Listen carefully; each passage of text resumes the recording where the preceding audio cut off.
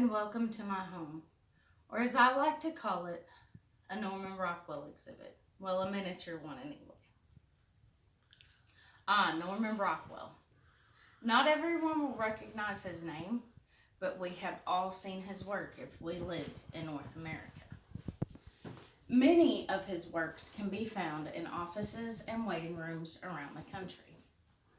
Especially in medical office buildings, paintings like this one, which is entitled Doctor and Doll, is one of many that will be found in those offices.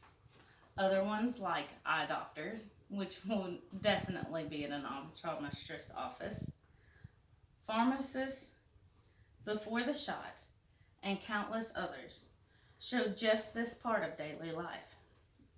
Norman Rockwell was born in New York in 1894, and his driving goal as an artist was to show people Middle America.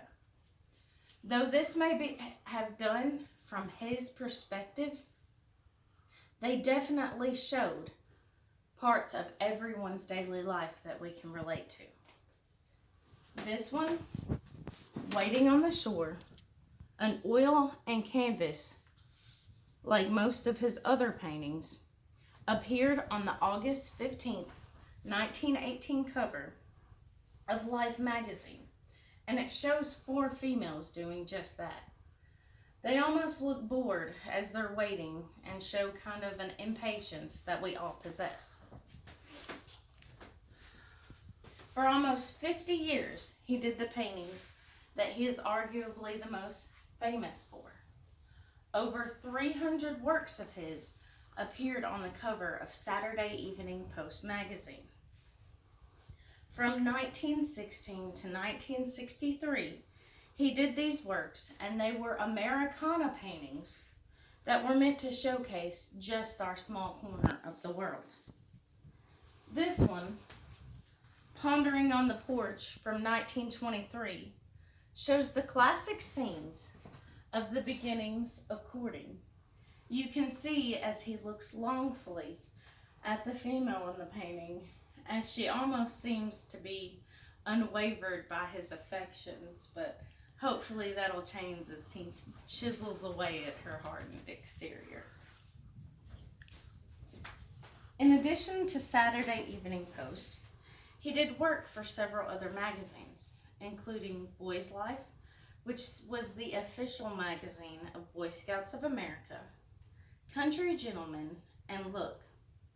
He was also inspired to do political and social pieces.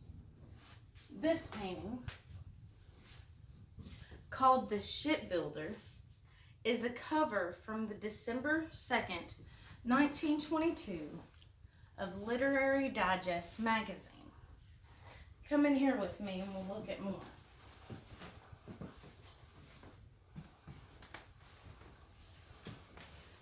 This amazing artist produced over 4,000 original works during his career.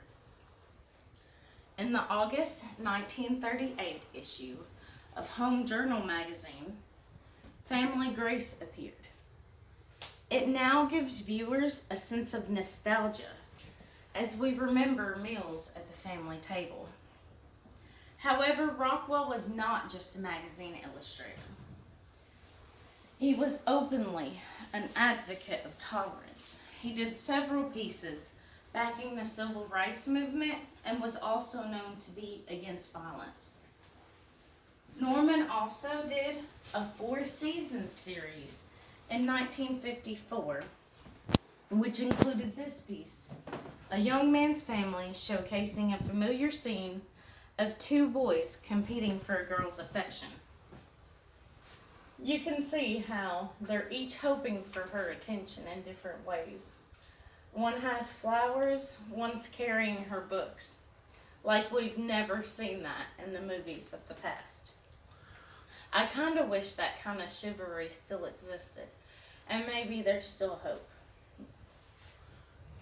As part of his Traveling Salesman series, this one, called The Country Peddler, is reminiscent of a flea market on wheels as a mother examines his wares. You can tell that he's not familiar to the area as the daughter hides behind the mother's skirt tails, peeking around her. If you haven't noticed yet, family was a large inspiration for many of Rockwell's paintings. He produced numerous calendars, and this one, Fondly Do We Remember, appeared in a 1948 calendar. The inscription on this painting reads, "Cherished memories stored in a chest of treasures evoke warm-hearted feelings for this couple, and fondly do we remember." One can sense the deep affection between these two, as they recall their dreams from days gone by, as well as for the future. And this could not have been more true for the feelings one gets when looking at a Rockwell piece. Many do not give our elders the credit they deserve. However, Norman Rockwell always portrayed them with respect. His art reminds us of continuity. His art did change over the years to reflect the times. And one can imagine children of the past becoming the parents and grandparents in his later paintings. However, as mentioned before, family scenes were not the only inspirations for Norman.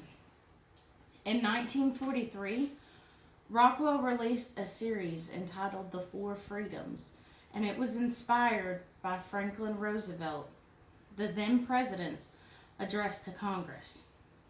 They included freedom of speech, freedom of worship, freedom from want, and freedom from fear. They raised $130 million for the war efforts of World War II. And at the time, I'm pretty sure that would have been significant.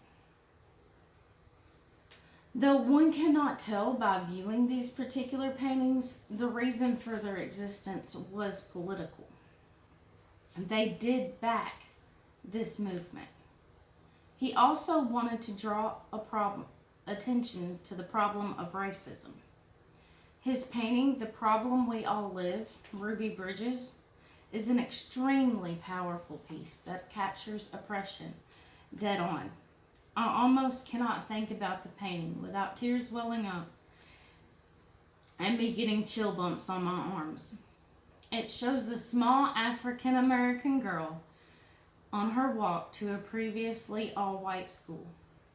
Her face is strong as she walks between four men with U.S. Marshal bands on their arms, as they have to escort her for protection.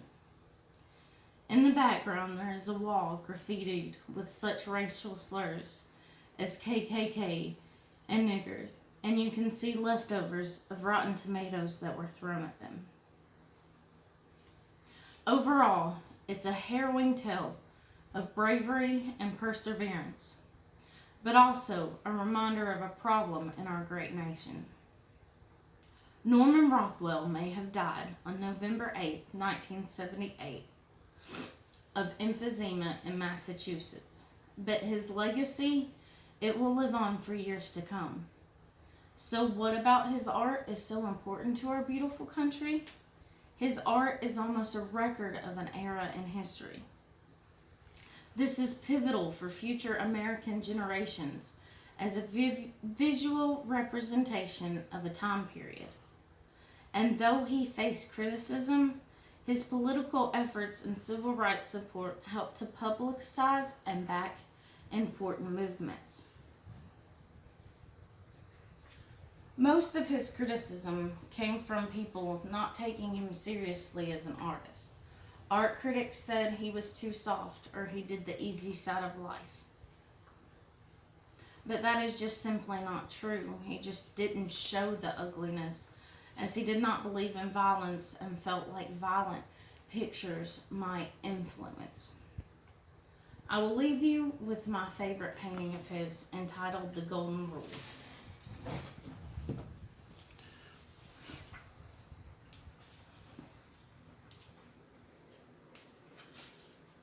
This one is a social piece, and it shows races all over the world It was meant to show our great nations, and it even includes a self-portrait. That's him right there. He's done a few self-portraits in his time. And on it, it has the golden rule: do unto others as you would have them do unto you.